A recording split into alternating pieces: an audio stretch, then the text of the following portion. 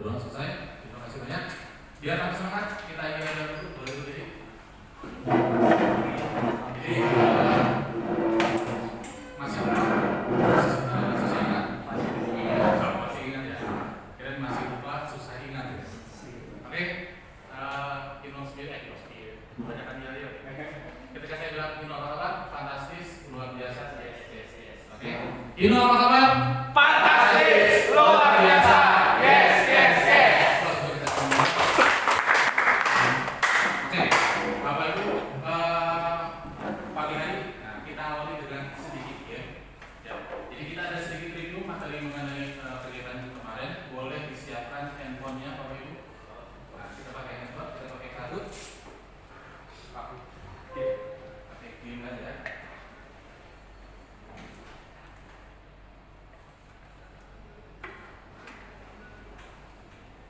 Oke, jadi silakan buka kartu atau enggak scan barcode yang di depan.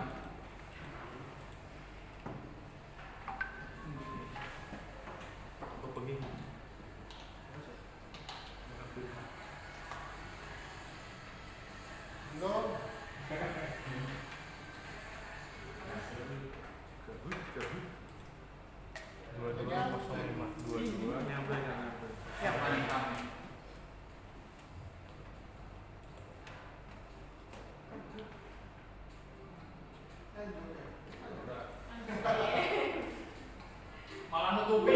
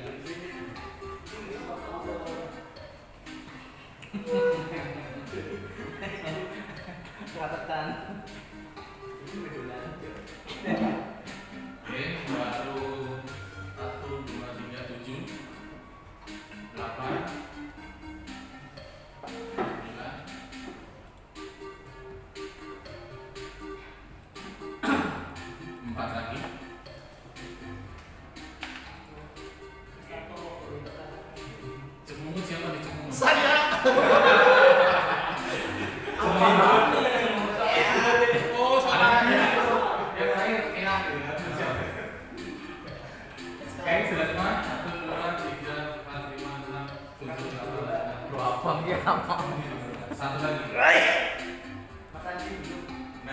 Aji sama aja kayak semungut kayak.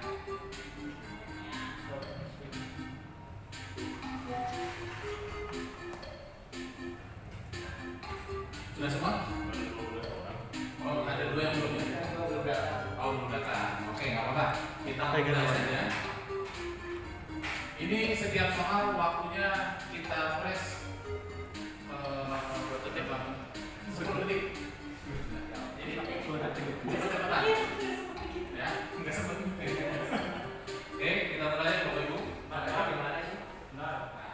Soalnya cuma 10, nggak terlalu banyak. Lemot. Nah, pertanyaan pertama. Teknologi standar yang ada di Eropa. Dikonektin.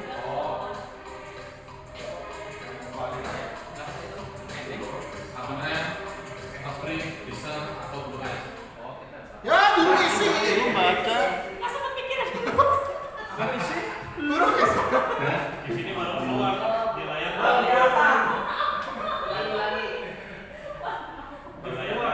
Oke. Ini masih pagi, masih fresh harusnya ya. Sekarang. Oke, yang kedua. MM 280 yang dimaksud dengan 20. 280 apa? Apakah GBW, kendaraan mesin, atau torsi?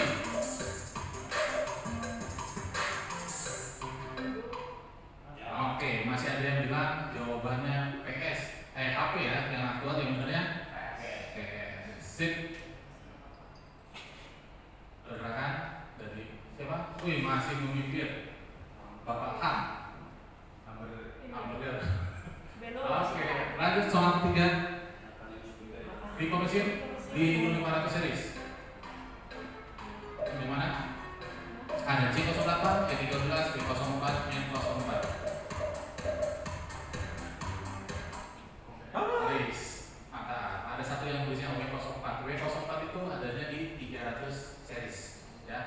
Jadi yang 4000 cc itu di 3 series, yang 13.000 itu di 7 series.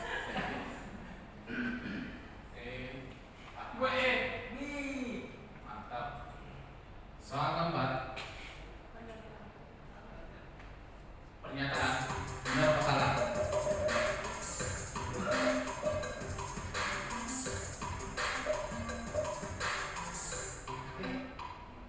Ada yang jawabnya salah. Rigid itu 12 meter maksimal ya Pak? Iya. Oke.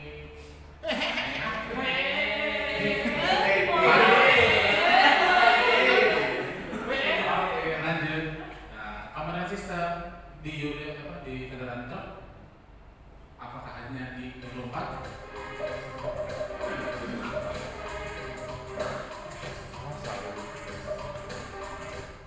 Oke, ternyata common rail itu aktualnya di Euro 2 sudah ada Bapak Ibu. Cuma memang yang membedakan kalau untuk common rail yang Euro 4 itu ada plus treatmentnya, ada EGR dan DOC. Ya. Ini nggak ada yang geser nomor satunya nih. Bentar lagi Pak. Itu udah settingannya, Pak. Setting langsung lah, RPM. Apakah dia alat untuk melihat kecepatan kendaraan mesin? Atau itu satuan? Oke. Berarti salah. Apa salah? Salah dong. Yang namanya RPM itu satuan. Namanya satuan. Saya khawatir ternyata nggak ada yang jawab yang dua orang ini. Ada ya. Berarti yang betul yang dua. Yang apa? Bisa. Oke. Yang ketujuh, pemeriksaan yang dilakukan di bagian mesin kecuali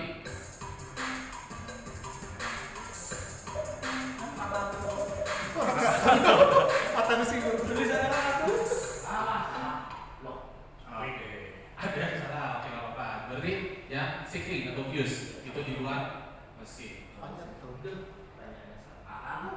Naik, Fahri naik nih. Nyali bentar lagi beda 1000. Masih ada 3 soal lagi atau 2 soal lagi? 3 soal lagi. Kendaraan yang dilengkapi dengan fuel brake dapat dioperasikan walaupun tekanan angin di bawah 5,5 bar. Betul apa salah? Salah. Kemarin kalau tekanannya kurang di bawah 5,5 otomatis merem. Ya. Apa artinya? Tidak ya. Oke, lanjut. Ke-9. Betul apa salah?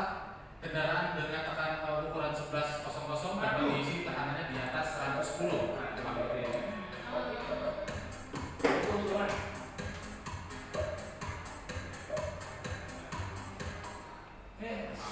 Seimbang, ya. Jadi apakah tekanan yang ukuran ban di atas ukuran 11.00/22 itu bisa diisi di atas 110? Bisa. Tapi apakah kalau ada pertanyaannya apakah bisa di atas 130? Bisa. 130? Bisa. Oke. Di atas 135? Sebenarnya yang masih aman itu di angka 110, ya itu masih aman. Di angka 120 masih aman. Di angka 125 itu harus lihat mereknya. Rata-rata untuk ukuran ban 11.00 itu maksimum pressure yang ada di sidewall itu rata-rata di bawah 125. Ada yang 123, ada yang 125, ada yang 135, tapi mereknya bukan merek lokal. Merek luar. Ya, seperti itu. Oke. Mas selisihnya lah. Nah, ini tadi 500 win. Terakhir. Berikut merupakan pemeriksaan yang dilakukan di area kanan tengah pada kendaraan 500 series. Kanan tengah.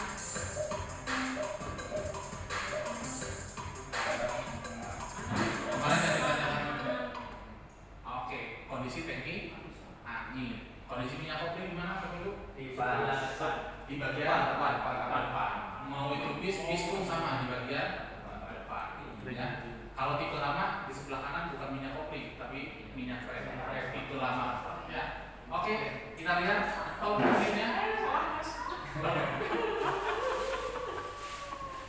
Oke, poinnya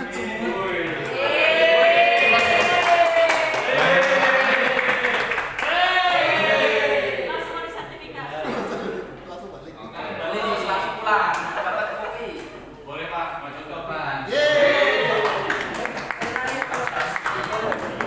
Siapa ini? Yang lain mainin. Dispenser ada nggak, Mas?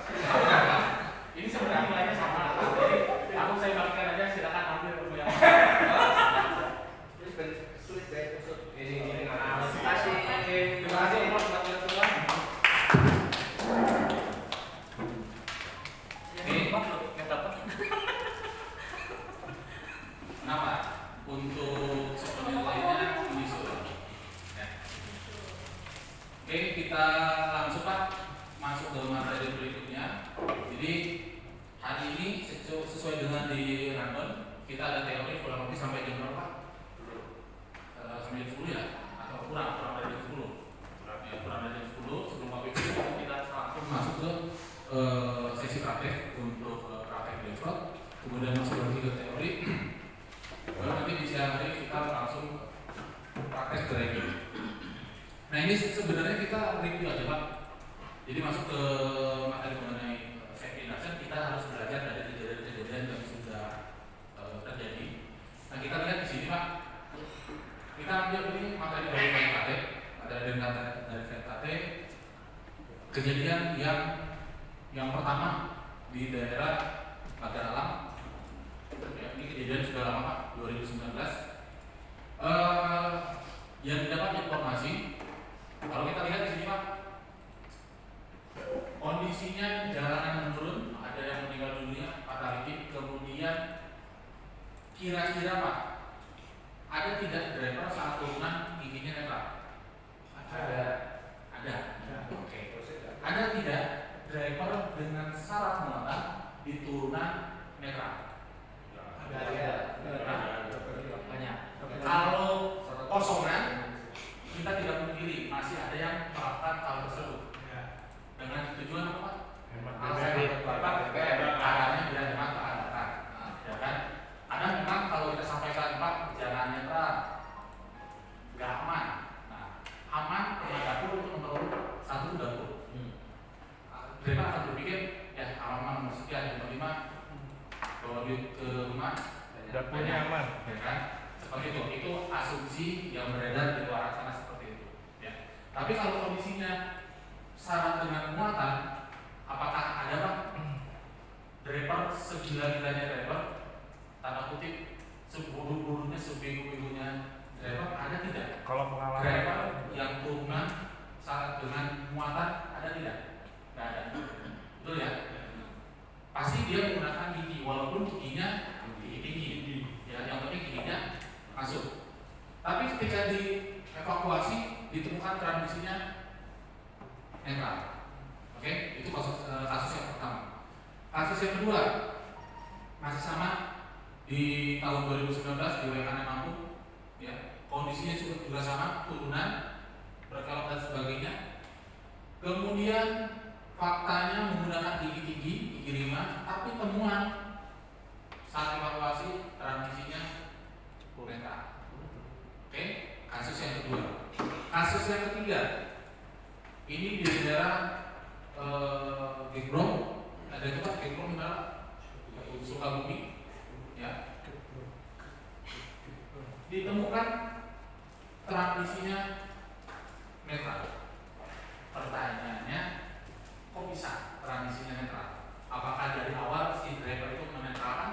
Tadi asumsi kita kalau syarat muatan nggak mungkin driver itu netral, pasti giginya masuk walaupun tinggi. Tapi kenapa kenyataannya ketika dievakuasi transmisinya netral? Termasuk yang terakhir 2023 itu di 2024 di Cipularang yang kontainer, itu transmisinya netral.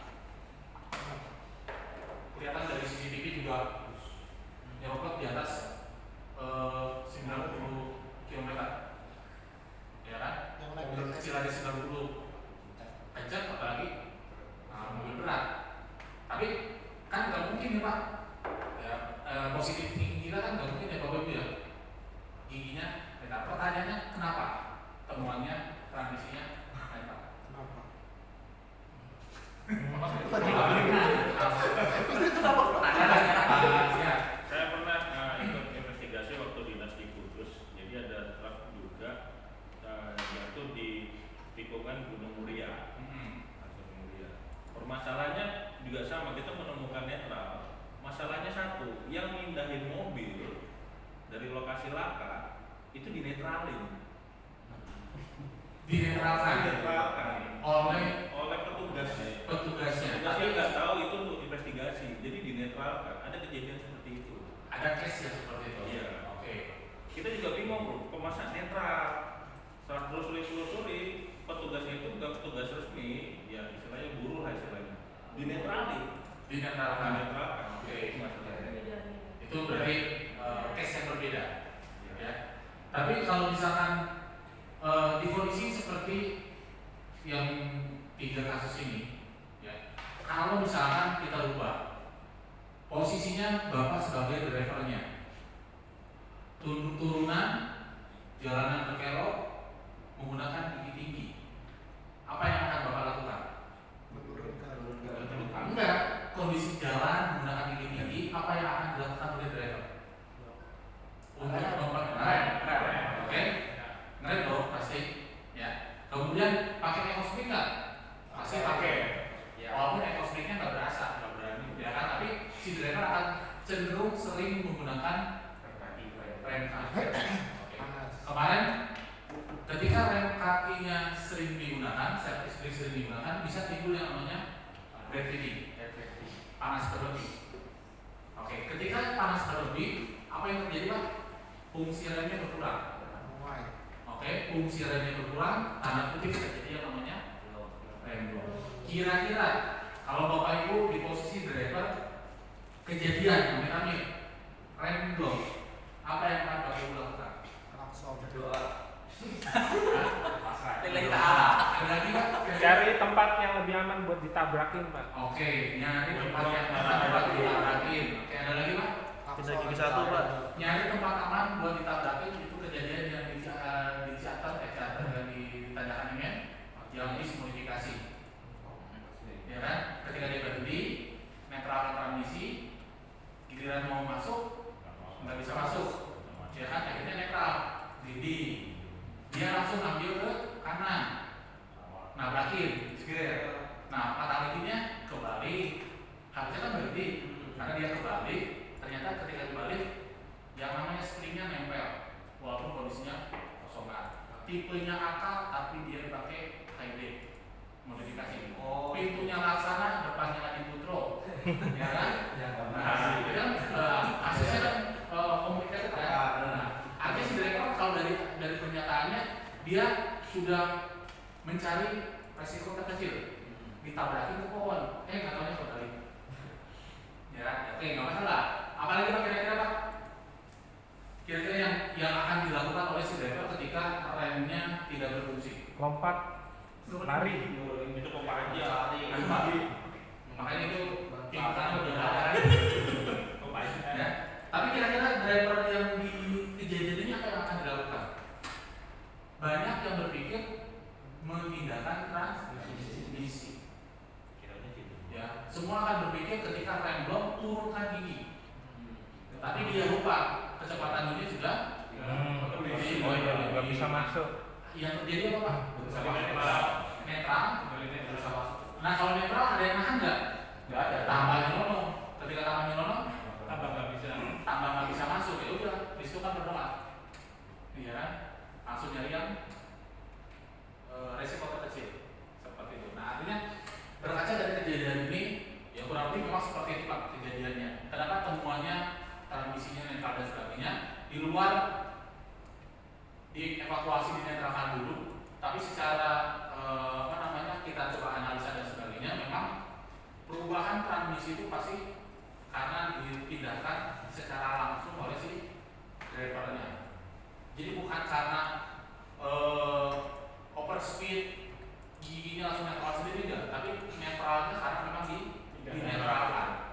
Bukan karena netral sendiri, tapi karena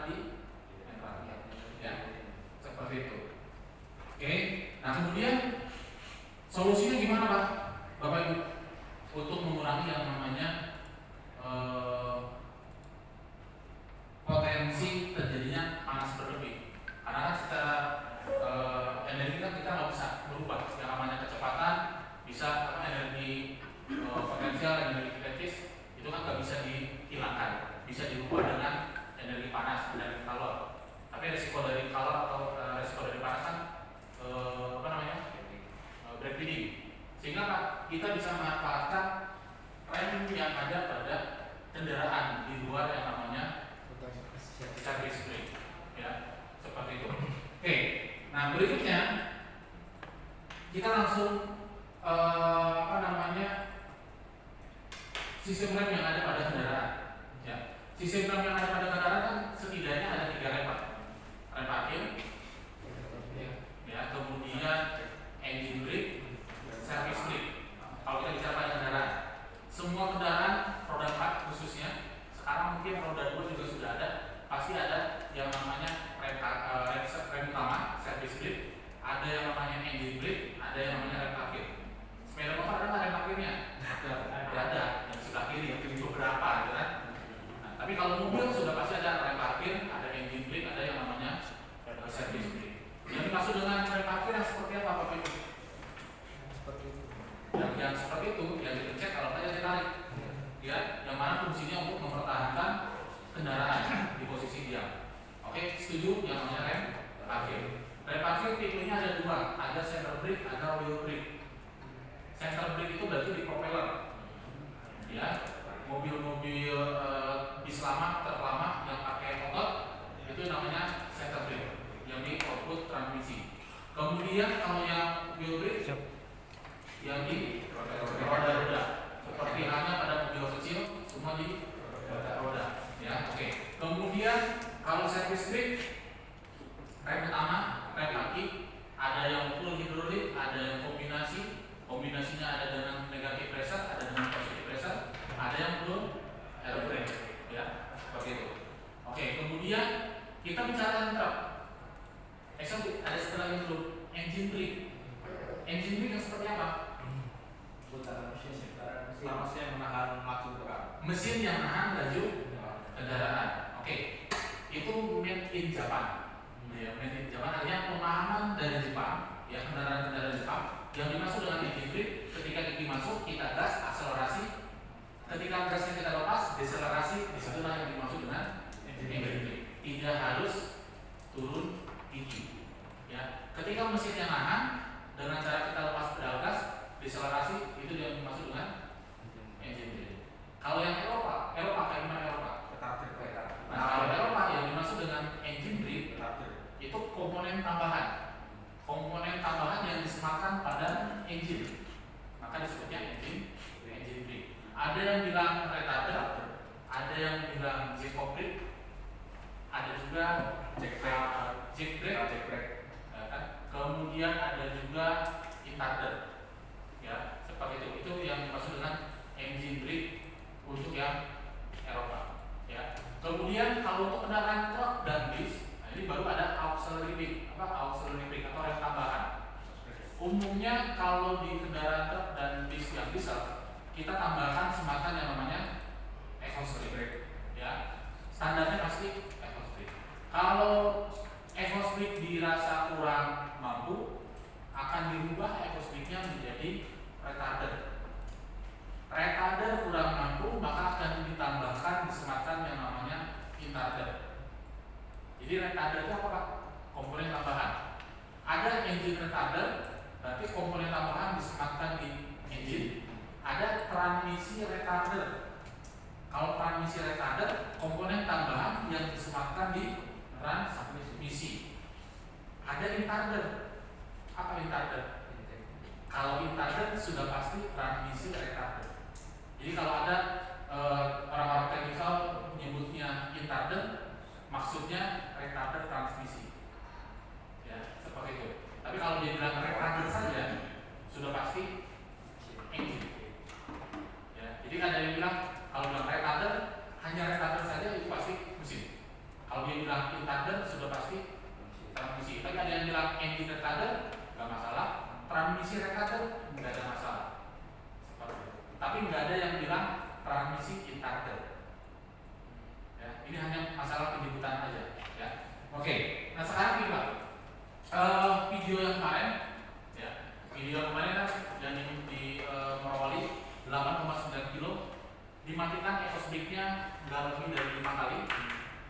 satu waktu itu lebih dari 1 menit, ya, lebih dari 1 menit dia aktif terus. Boleh apa enggak?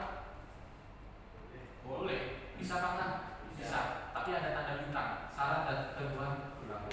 Yang pertama yang menjadi syarat apa? Echo-speed-nya standar. Setelan echo-speed butterfly yang ada di muffler, yang ada di knalpot, atau disebutnya apa? Letter angsa dan sebagainya. Ya. Itu harus standar. Celahnya berapa? Celahnya 0,01 mili. Ya. Jadi kita pakai cooler standarnya 0,01 mili. Sehingga selingkaran itu lebih dari 0,01. Ya, itu standarnya Pak. Oke. Kemudian yang berikutnya boleh diaktifkan secara terus menerus. Selain standar, kita harus perhatikan yang namanya RPM. Nah, RPM-nya Pak, kapan boleh menyalakan echo speed? Kalau kita bicara idealnya menyalakan echo speed itu kapan sih? Ketika engine brake tidak mampu. Ketika engine brake tidak mampu, maka silakan gunakan yang namanya echo speed. Berarti yang paling efektif di RPM berapa? Echo speed ini? Sudah putih. 1.500 sampai 2.000. Abaikan angkanya. Sudah putih. Karena di sini 1.500 di mana Pak? Ya, di bawah RPM-nya di sini. Karena kemarin kan kita ngomongnya 1.500, 2.500, 1.500, 2.500. Dihadapkan dengan tensiometer 300 series, beda unit. Maka paling bijak ketika kita ngomong mengaktifkan echo speed khusus kendaraan ini ya Pak, maka aktifkan echo speed ketika berada di zona hijau setelah zona putih setelah hijau. Mau itu 300 series, bis series, 500 series, ya. Kalau 700 series juga paling efektif penggunaan akselerometernya di warna zona putih setelah hijau. Kapan dimatikan? Ketika mendekati merah. Kapan dimatikan? Ketika mendekati merah atau ketika mendekati hijau. Ya. Jadi ketika mendekati hijau silakan matikan. Titik Pak. Jadi ketika mendekati hijau silakan echo speed dimatikan. Titik. Tapi kalau mendekati merah, ya, jangan dimatikan terlebih dahulu. Injak rem dulu. Nah, setelah injak rem baru dimatikan. Baru titik. Seperti itu. Jadi tahapannya beda. Kalau yang di bawah mendekati hijau silakan matikan. Biarkan engine brake yang kerja. Tetapi ketika mendekati zona merah, injak dulu rem. Tujuan injak rem buat apa? Turunkan RPM-nya sampai ke zona hijau berbarengan dengan kita matikan echo speed seperti itu, ya. Oke. Kemudian saat turunan tajam, secara teori kan menggunakan gigi rendah. Gigi rendah Pak. Kejadian yang di Bali itu apa? Saya lupa lagi Pak. Arah daerahnya tuh di Bali itu PO Nusantara itu. bukan Pak, yang Pertamina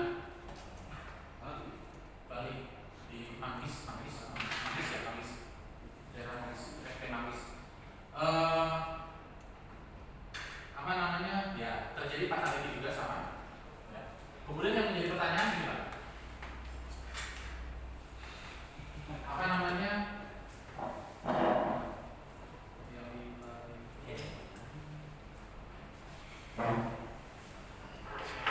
saya nge-freeze Pak, ingat-ingat dulu. Dulunya apa? Oke, gigi. Nah. Jadi gini Pak, idealnya memang secara teori ketika mau menghadapi turunan gunakan gigi rendah. Pertanyaannya gigi rendah itu berapa?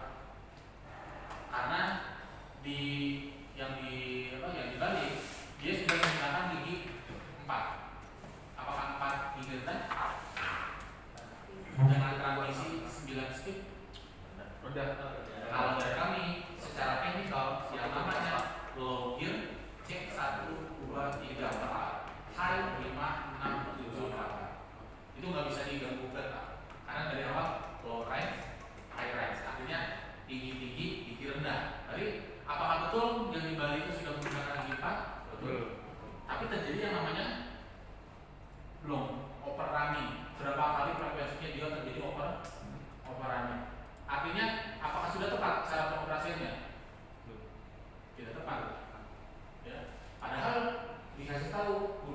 rendah. Tapi dia sudah pakai gigi rendah, Pak. Benar nggak? Benar. Pak, saya driver. Bapak kasih instruksi, pokoknya turunan pakai gigi rendah. Saya pakai gigi 4. Benar nggak saya, Pak? Benar. Tapi terjadi overrunning. Terjadi keseringan saya menggunakan rem kaki, terjadi rem block. Yang salah siapa? Driver. Kan saya ngikutin Bapak. Instruksinya pakai gigi 4, pakai gigi rendah. Saya pakai gigi 4. Kurang rendah lagi. Kurang rendah kan ada 4. Kurang dari Bapak ngasih arahan nggak jelas dong saya. Iya. Karena Pak, kan setiap briefing pagi dan sebagainya, SAE itu kan ngasih arahan operasional, ngasih arahan dan sebagainya. Nah kita dipanggil Pak, ya ke Simatupang, ke Musanya. Jadi apakah betul? Ya, ketika turunan menggunakan gigi rendah, tidak. Karena selama training kami belum pernah menyampaikan ketika turunan gunakan gigi rendah, tidak. Di owner manual tidak dicantumkan ketika turunan menggunakan gigi rendah. Yang kami sampaikan, gunakan gigi yang sama sesuai dengan kondisi tanjakan. Artinya mesin kemampuan ini saat tanjakan dengan muatan kemiringan sekian kuat gigi berapa? Gigi 3. Ketika berhadapan dengan jalanan lain, kemiringannya sama dengan kondisi beban, maka maksimal gunakan gigi 3. Kenapa Pak? Mesin aja mampu buat ngangkat, apalagi pas turun menggunakan gigi yang sama. Artinya mesinnya mampu Pak? Mampu. Itu Pak. Realitanya nanjak gigi 2, turunan gigi 4. Maka akan sering menggunakan rem seperti itu Pak. Nah, kemudian gimana caranya Pak? Ternyata saya saat turunan sering menggunakan rem kaki, sering mematikan exhaust brake karena dikit-dikit overrunning, dikit-dikit overspeed, terlalu kencang mobilnya. Mau nggak mau kita sering gunakan rem kaki. Boleh nggak turunkan gigi transmisi satunya? Boleh. Ada bintangnya Pak. Ya syarat ketentuannya. Boleh. Syaratnya gimana Pak? RPM-nya harus diturunkan. Di berapa Pak? Di bawah RPM torsinya. Ya, kalau di 500 series itu di 1500, kalau di 300 series ada yang dari 1200, ada yang dari 1400. Ya, macam-macam. Yang pasti kalau 500 series ketika kita mau memindahkan gigi transmisi ke gigi yang berbeda, maka turunkan dulu RPM di bawah 1500 baru kita pindahkan gigi transmisi. Pertanyaan berikutnya, boleh nggak turun giginya loncat gigi? Dari depan langsung keluar? Tidak dianjurkan. Tidak. Oke. Saya lebih ekstrim lagi Pak. Dari gigi 8 langsung ke gigi 3. Bapak main ke Sananta di KM berapa? Saya lupa lagi. Di situ ada tanjakan 3 Pak. Ya, tanjakan 3 Pak. Bapak main ke area pergunungan Arfak di Manokwari. Di situ juga sama. Di situ ada tanjakan 2. Ya, jadi ada kode gear 2, gigi 2. Ya, itu bahkan mengharuskan dari awal tuh turunan itu menggunakan gigi tinggi. Padahal muatan pakai 500 series Pak. 500 series di Jawa muatannya berapa? Yang penonton 25A. Di Manokwari saat saya pendampingan di sana itu muatannya nggak lebih dari 16 ton. Bawa aspal, bawa hot mix. Ya, aspal yang bercampuran ininya ya. Itu cuma nggak lebih dari 16 ton. Secara GPW di bawah GPW. Ya kan? Tapi kalau dia turunan pakai gigi rendah, datar, nanjak, nggak bakalan nyampe sampai atas. Nggak ada momen. Nggak ada momen. Artinya apa? Di kondisi jalan tertentu mengharuskan tanda kutip kalau di Banjar itu nyebutnya mantau. Ya, mantau itu berarti ngeblong, tapi bukannya kerak. Giginya masuk. Menggunakan gigi dapat momentum di titik tersebut dia baru memindahkan gigi transmisi ke gigi yang sudah ditentukan.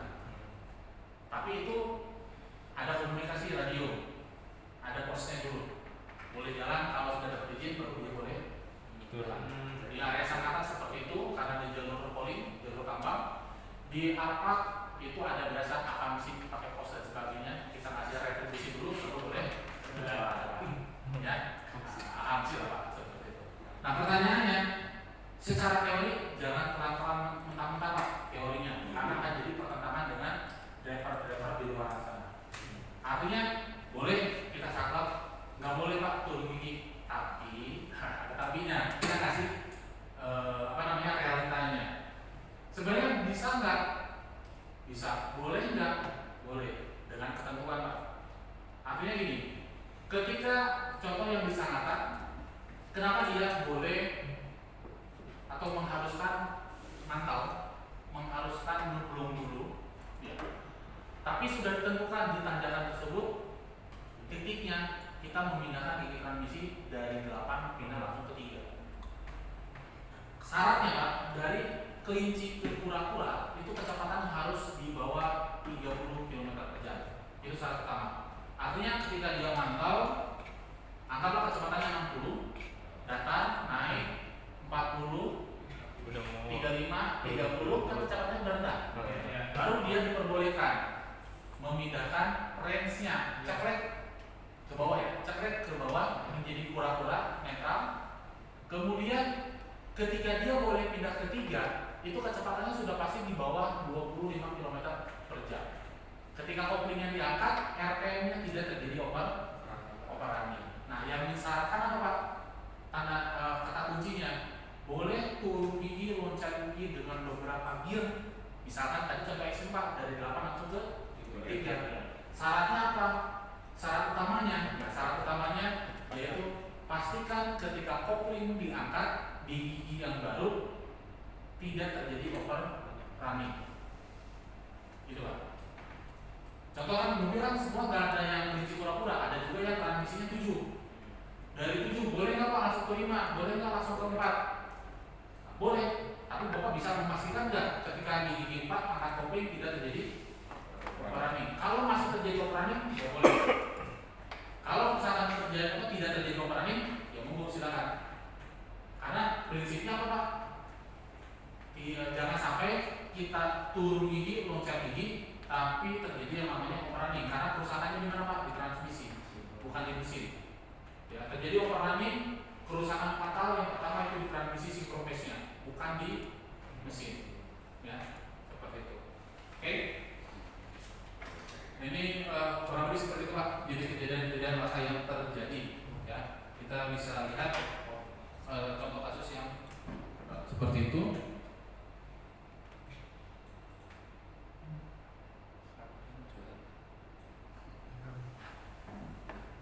Mas, Silakan. berarti kan Ini tinggi 3,9. Nah ini nanti kita coba ilustrasikan mengenai teori yang kemarin terkait dimensi Pak, dimensi kendaraan Bapak Ibu. Bahwa ketika kendaraan manual memang kita harus buat clearance area Pak, baik itu sebelah kanan ataupun sebelah kiri kita tergantung manualnya mau belok kanan atau belok kiri. Ya. Secara teori clearance area kalau di sini kan maksimal di atas 1,2. 1,2 itu diambil dari mana Pak? ROH-nya setengah dari ROH. Nanti bisa diperhatikan ketika kita buat skenario mobil berhenti, kemudian kita manuver, ROH-nya atau clearance area untuk bagian sisi kanan kirinya seluas apa? Ya, seperti itu Bapak.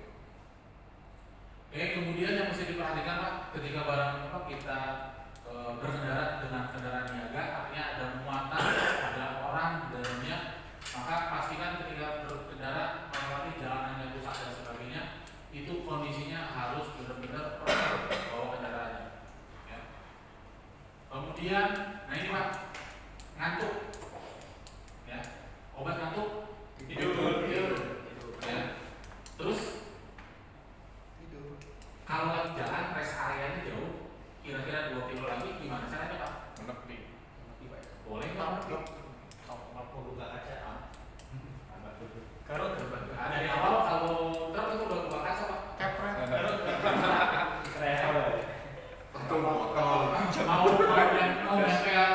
nempel travel nggak mungkin, paling lambat soalnya truknya. Ya. Kira-kira Pak, cara mengurangi rasa ngantuk yang biasa dilakukan oleh driver ngapain? Merapat kudus. Boleh enggak? Terus Nyanyi Pak, Kopi lampu. Kesurupan. nyanyi nyanyi itu pengalaman pribadi apa?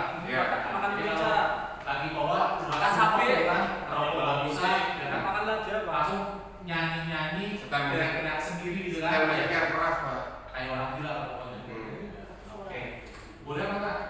Boleh. Boleh aja gitu kan. Cuma kalau penumpangnya,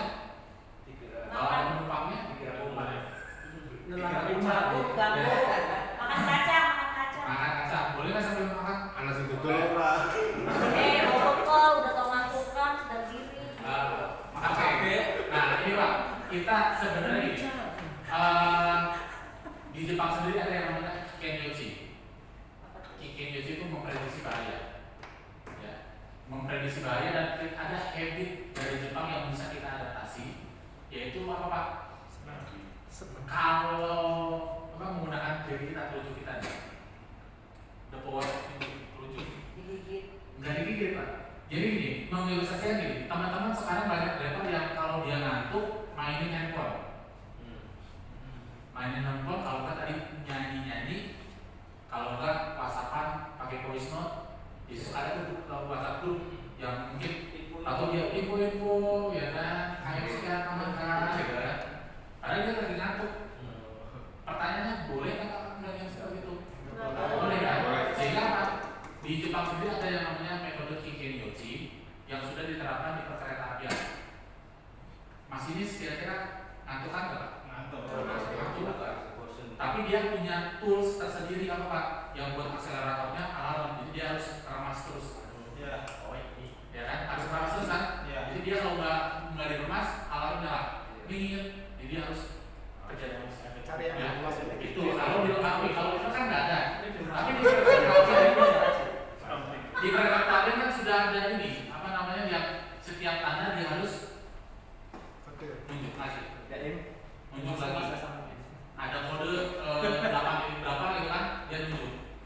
Ya perintah apa kalau di kereta apian saya lupa lagi kodenya. Ya, pokoknya setiap ada kode, setiap apa yang dia lihat itu dia lakukan arahnya penunjukan seperti itu. Nah ini yang diterapkan di Jepang juga Pak. Jadi pengemudi di Jepang setiap dia melihat bukan lagi komentari driving. Di Indonesia baru komentari driving. Setiap apa yang dia lihat dia omongin. Ada lampu merah di depan, ada motor di sebelah kanan, seperti itu kan. Tapi kalau di Jepang tangannya gerak. Jadi sambil bawa mobil spion aman. Mobil di depan. Jadi apa yang dia lihat dia tunjuk. Nah dengan cara seperti itu menstimulasi konsentrasi si pengemudi supaya rasa ngantuknya berkurang. Tapi metode ini jangan dijadikan sementara. Ya, harusnya kan sementara. Jangan sampai apa? Kita tangguh 2 kilo lagi. Oke, kita terapkan yang namanya Kikenyoji. Rest area-nya penuh, jalan lagi. Nah seperti itu. Ya, artinya kalau memang sudah ketemu rest area, berhenti. Obat ngantuk ya tidur. Tetapi kalau misalnya lagi driving nanggung 1 kilo lagi nyampe karena tidak boleh berhenti sembarangan. Ya sudah kita bisa menerapkan yang namanya Kikenyoji. Ya, buat itu bagian. Oke, kemudian ini ada grafik secara teori memang ada tingkat kewaspadaan itu biasanya di siang hari, kalau nggak malam hari. Nah yang tingkat-tingkat titik-titik kritis itu biasanya habis night time. Nah biasanya itu jam 1 jam 2-an, kemudian sama jam 7 jam 5 jam 7 pagi. Itu siklusnya kurang lebih seperti itu. habis makan Setengah 10. Habis makan karbonnya banyak. Nah sepanjang hari kan. Oke, Mending mendung. ini contoh kita sedikit Mendungan. apa kan Baik, nanti kalau pulang kerja duduk di tempat aja. ada yang diremas Oh, kira ada yang Bayarnya beda mobil nanti. penting ngeremas. Karena kan ngantuk ya. balik langsung Oke, jadi kurang lebih seperti itu. Nanti saya share ada beberapa video. Jadi mengenai safety driving sebenarnya kalau kita bicara safety driving itu lebih ke preparationnya, persiapan. Bagaimana seorang pengemudi bisa mempersiapkan armadanya, mempersiapkan dirinya. Itu yang dimaksud dengan safety driving. Kemudian kalau defensive driving apa? Lebih ke sikap. Ya, antisipasi bagaimana hubungan antara si driver dengan lingkungannya. Ya, jadi lebih ke tanggung jawabnya. Kalau safety lebih ke skillnya, bagaimana pengoperasian yang tepat dan sebagainya, preparation dan sebagainya. Kalau defensif lebih ke bagaimana mensikapi kondisi di jalan, potensi-potensi bahaya, apa yang harus dilakukan dan sebagainya. Itu yang maksud dengan defensif. Nah, pagi hari ini kita akan bagi menjadi 3 grup. Ya. 3 grup paling gampang langsung Pak, baris pertama, baris kedua, baris ketiga. Ya. Jadi yang pertama, yang kedua, ketiga nanti akan mensimulasikan mengenai, kita coba mengidentifikasi yang namanya blind spot. Apa itu blind spot Bapak Ibu? Titik buta. Titik buta. Setiap kendaraan titik butanya berbeda-beda. Ya, titik butanya berbeda-beda. Kemudian nanti kita bahas paling aman kita berada di titik buta atau di luar titik buta saat kondisi berhenti.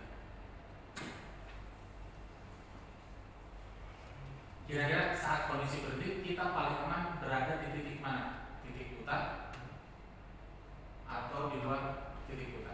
Nanti silakan dibahas, didiskusikan. Kalau lagi jalan, kalau lagi dinamis pasti paling aman kita berada di luar titik buta. Tapi nanti silakan didiskusikan. Kira-kira kalau lagi berhenti paling aman kita berada di titik buta atau di luar titik buta. Oke? Jadi kita langsung saja untuk grup pertama, barisan sebelah kiri saya, kita langsung mensimulasikan mengenai blind spot. Ya, silakan. Kuat leh. Beci itu nih nomor. Kita ke titik kumpul. Mas Pungli serang lu. Di Jawa. Kurang